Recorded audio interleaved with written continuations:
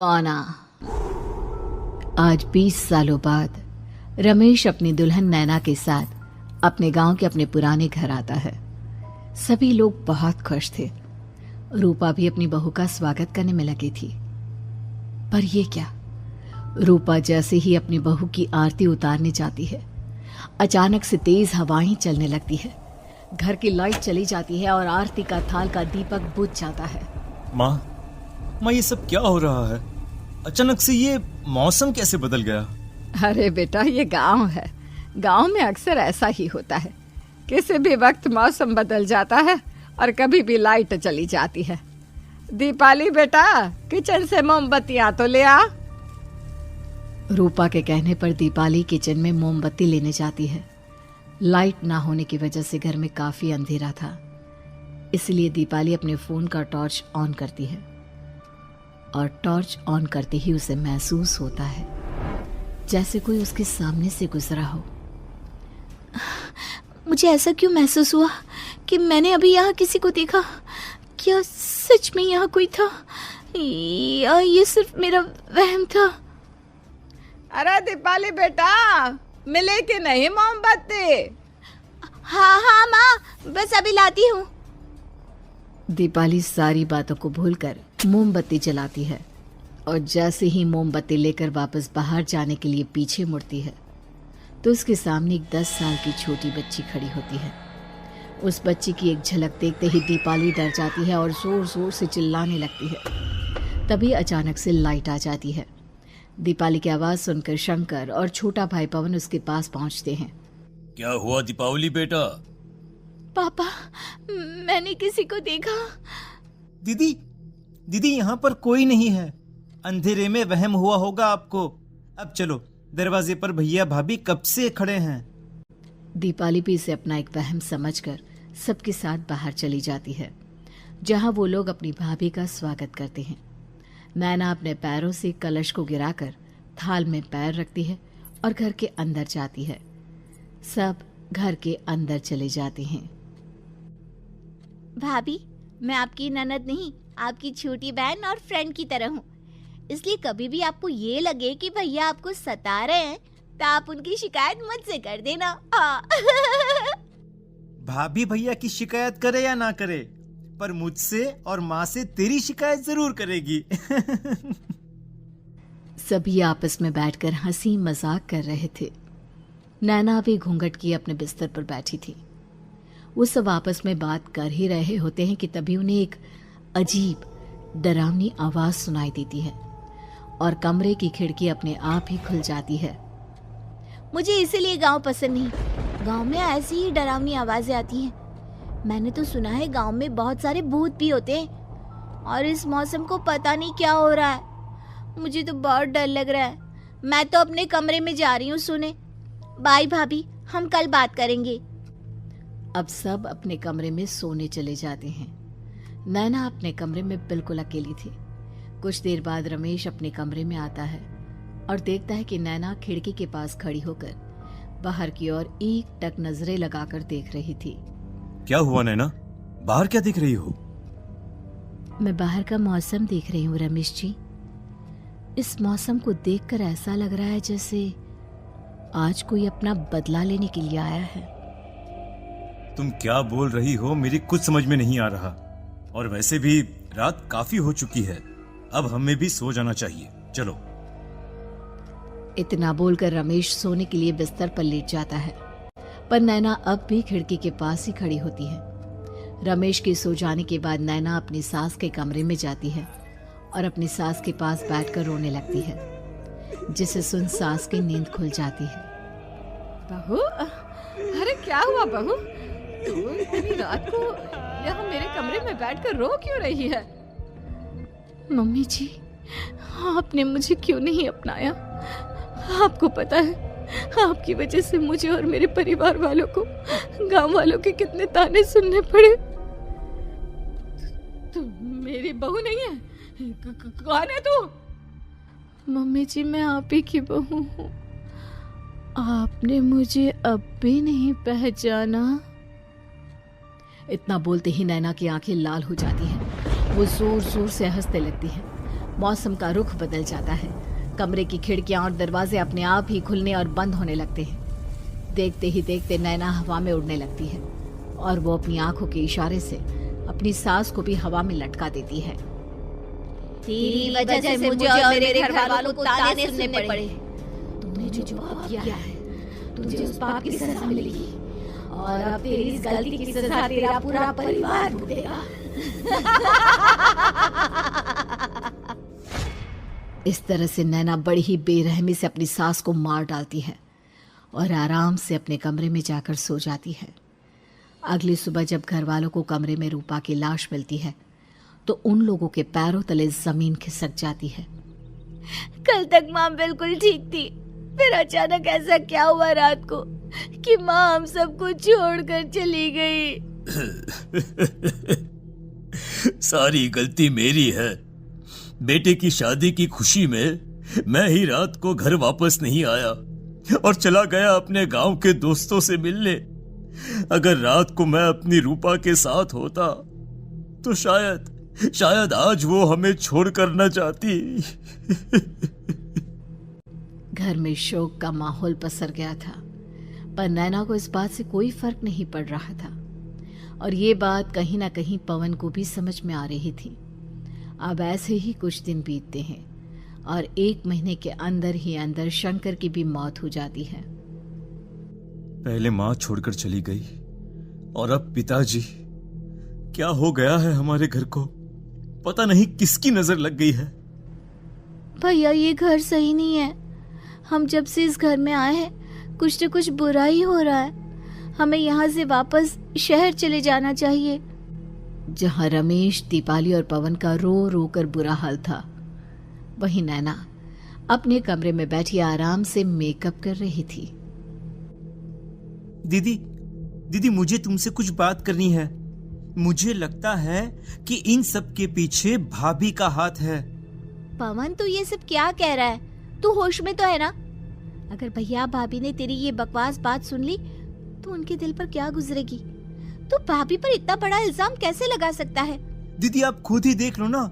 हम जब से इस घर में आए हैं सब कुछ बदल गया है। शादी से पहले नैना भाभी ऐसी बिल्कुल नहीं थी, पर अब वो किसी से बात नहीं करती। ज्यादातर अकेले अपने कमरे में ही रहती है और कभी उनसे बात करो भी तो न जाने कैसी अजीबोगरीब तरह की बातें करने लगती हैं। तू पागल हो गया है? आप समझती क्यों नहीं है दीदी?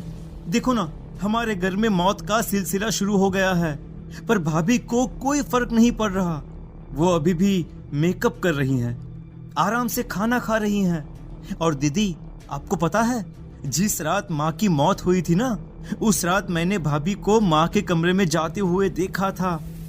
पवन की बातें सुन अब दीपाली के मन में भी शक पैदा होने लगता है और वो इस बारे में रमेश से बात करती है।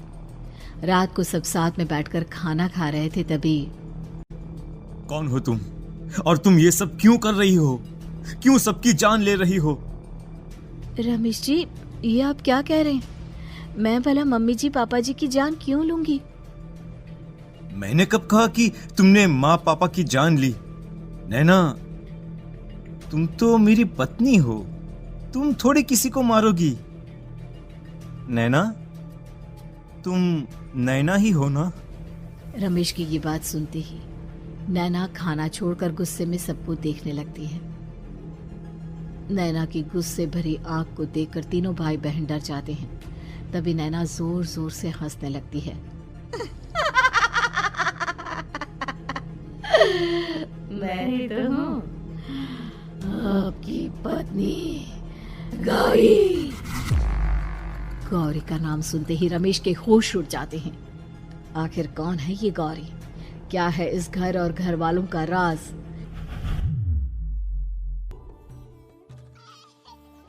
हमारे दोनों बच्चे एक साथ कितने अच्छे लग रहे हैं ना? हाँ, कितने अच्छे दोस्त हैं दोनों।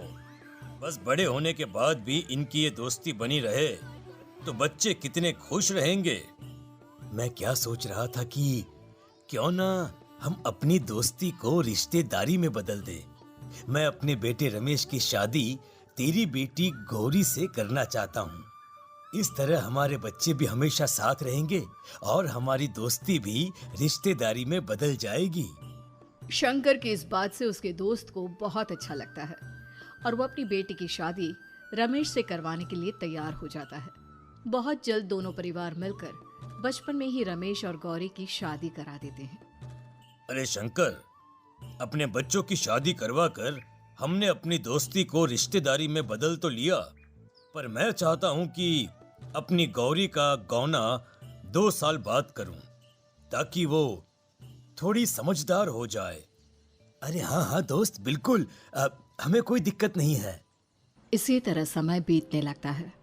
समय के साथ शंकर का कारोबार तरक्की पकड़ लेता है और 2 साल बाद शंकर अपने पूरे परिवार के साथ शहर में शिफ्ट होने की तैयारी कर लेता है। जब यह खबर उसके दोस्त को पता चलती है तो वो शंकर से बात करने उसके घर जाता है। शंकर, 2 साल पूरे हो चुके हैं और अब तू शहर भी जाने वाला है। मैं सोच रहा था कि तेरे शहर जाने से पहले गौरी का गौना कर दूं, ताकि तू अपनी बहू को अपने साथ लेकर जा सके। ये तू कैसी बातें कर रहा है? रिश्तेदारी बराबरी वालों से होती है, और वैसे भी अब मेरा बेटा या मेरा परिवार कोई भी इस रिश्ते को नहीं मानता। ये तू कैसी बातें कर रहा है दोस्त?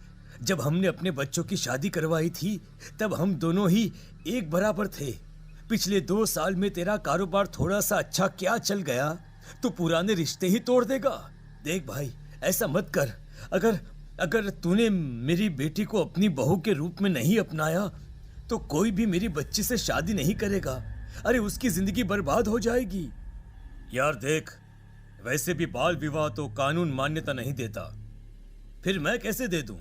तू अपनी बेटी के बड़े होने पर उसकी शादी किसी दूसरे लड़के से करवा देना। वैसे भी तब तक ना उसे और ना ही गांव वालों को ये बात याद रहेगी। मेरे बेटे को बख्श दे मेरे भाई। इस तरह से शंकर अपने दोस्त के परिवार और गौरी को गांव वालों के ताने सुनने और जिल्लत से भरी जिंदगी जीने के लिए छोड़ अपने परिवार वालों के साथ शहर चला जाता है। अरे इनकी गोरी में ही कोई दोष होगा, तभी तो लड़के वालों ने इनकी बेटी को अपनी बहू के रूप में नहीं अपनाया और उसको यहाँ छोड़कर शहर चले गए। अब कौन थामेगा ऐसी लड़की का हाथ? अरे पता नहीं कैसा आदमी है जो गांव वालों के इतने ताने सुनकर भी सर उठाकर गांव में चल रहा है। अरे अगर मेरी बेटी के साथ ऐसा हुआ होता ना तो मैं तो शर्म के मारे मर ही जाता। हाँ, दिन रात लोगों की नजरों में अपने लिए ग्रहण देख और सबके ताने सुन सुन अब गौरी के पिता हिम्मत हारने लगते हैं और एक रात गौरी के माता पिता खुदकुशी कर लेते हैं। ये सदमा गौरी भी सहन नहीं कर पाती और उसकी भी मृत्यु हो जाती है। तुम्हारे परिवार की वजह से हम लोगों ने अपनी इज्जत और जान गंवाई। इसका बदला तो तुम्हें चुकाना पड़ेगा, वो भी अपनी जान देकर। हंसते हुए अब नैना हवा में उड़ने लगती है। नैना अब पूरी तरह से बदल चुकी थी। गौरी की आत्मा उसके शरीर पर हावी हो चुकी थी। उसकी आंखें सफेद, पैर उल्टे, चेहरा काला और बाल बिखर गए थे। अब गौरी अपनी शैतानी शक्तियों से घर के हर कोने को अपने काबू में कर लेती है और सीधी दीवार पर जाकर चिपक जाती है। मुझे अपना बदला चाहिए। बदला लूंगी मैं तुम सबको खत्म कर दूंगी। गौरी इतनी तेज चिल्ला रही होती है कि उसकी आवाज से घर के सारे कांच टूट जाते हैं। सामान इधर उधर गिरने लगता है और ये सब देखकर तीनों भाई बहन के होश उड़ जाते हैं। बचाओ, भागो। उन तीनों को अपनी जान बचाने के लिए यहाँ से वहां भागता देख गौरी जोर जोर से हंसने लगती है। तभी दीपाली घर से बाहर निकलने लगती है, जिसे देख गौरी गुस्से में अपनी शक्तियों से तुरंत घर का दरवाजा बंद कर दीपाली को हवा में उड़ा देती है। बाहर भागेगी, मुझसे बचकर भागना चाहती है? कोई नहीं बचेगा, आज तुम सब मरने वाले हो। अचानक घर में भूतिया आवाजें गूंजने लगती है, तेज हवाएं चलने लगती हैं। सोफा, टेबल, कुर्सी सब हवा में उड़ने लगता है। ये सब देखकर रमेश, दीपाली और पवन की रूह कांप जाती है। घर में ये सब होते हुए और अपनी बहन को हवा में उड़ते हुए देख रमेश और पवन को भी समझ में नहीं आ रहा था कि वो क्या करे, कैसे अपनी जान बचाए। इतने में गौरी अपनी आंखें दीपाली की तरफ करती है और अपनी शैतानी शक्तियों से उसका गला दबाने लगती है। भागने का बहुत शौक है ना, अब मैं तुझे इस दुनिया से ही भगा दूंगी। इतना बोलकर गौरी दीपाली को उठाकर फेंक देती है और दीपाली दीवार से टकराकर नीचे गिर जाती है। दीपाली के पूरे शरीर में चोट के निशान होते हैं और वो उठ भी नहीं पाती।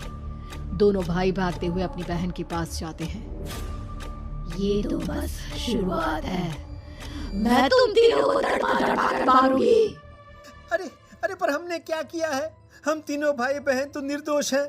गलती तो हमारे माता पिता ने की थी और उन्हें तुम पहले ही मार चुकी हो, फिर हमारे पीछे क्यों पड़ी हो? पवन के इतना बोलते ही गौरी एक हवा के झोंके की तरह उसके पास आती है और उसका गला पकड़कर उसे हवा में उठा देती है और रमेश को गुस्से भरी नजरों से देखती है। गलती मेरे परिवार की नहीं थी, पर सबको बोलना पड़ा। मैं किसी को नहीं छोड़ूंगी। गौरी पवन को हवा में उछाल देती है, जिस पर कमरे की छत से टकराकर जमीन पर आकर वो गिरता है। उसके सर और शरीर पर जगह जगह चोट लग जाती है और खून बहने लगता है, जिसे देख अब रमेश से चुप नहीं रहा जाता। गौरी, तुम्हारा गुनहगार मैं हूँ। तुम्हारी शादी मुझसे हुई थी। अगर तुम्हें बदला चाहिए तो मुझसे लो। मेरे भाई बहन को छोड़ दो। तुम मुझे मार दो। मरना तो सबको पड़ेगा। अरे पर इसमें उन दोनों की कोई गलती नहीं है। प्लीज, मैं मानता हूँ कि तुम और तुम्हारे परिवार के साथ जो कुछ भी हुआ वो गलत था, पर गौरी, मैं प्लीज मेरे भाई बहन को छोड़ दो। उन्हें तो इस बात के बारे में कुछ भी पता नहीं है। उनका इस सब से कोई लेना देना नहीं है। तुम और तुम्हारा परिवार यही चाहता था ना कि मैं तुम्हें अपना लूं। उस समय मैं बच्चा था। मेरे पास इतनी समझ नहीं थी, पर आज मैं तुम्हें तुम्हारे इसी रूप में अपनाता हूँ। मेरे साथ जो करना है कर लो, बस मेरे भाई बहन की जान बख्श दो उनकी जान। रमेश की ये बात सुनकर गौरी का गुस्सा थोड़ा शांत होता है। ठीक है, मैं तुम्हारे भाई बहन को नहीं मारूंगी, पर तुम्हें मरना होगा और तुम्हारी आत्मा को मेरे साथ शादी करनी होगी। मुझे मंजूर है। अब रमेश गौरी के साथ छत पर जाता है और छत से नीचे को जाता है। रमेश के मरते ही गौरी उसकी आत्मा को अपने साथ ले जाती है और इस तरह से रमेश खुद मरकर अपने भाई बहन को बचा लेता है।